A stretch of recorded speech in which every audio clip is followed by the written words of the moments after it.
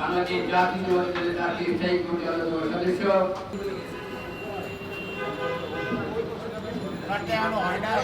বিএনপির ত্রাণ কার্যক্রমের জন্য আমরা 5,57,000 টাকা আজকে জমা দিয়ে খুলনা বিএনপি নেতৃবৃন্দ আমাদের নেতাকর্মীরাই এই ফান্ড কালেকশন করেছে এবং তাদের দেওয়া অর্থেই আমরা এই অর্থ সংগ্রহ করে আজকে জমা দিলাম।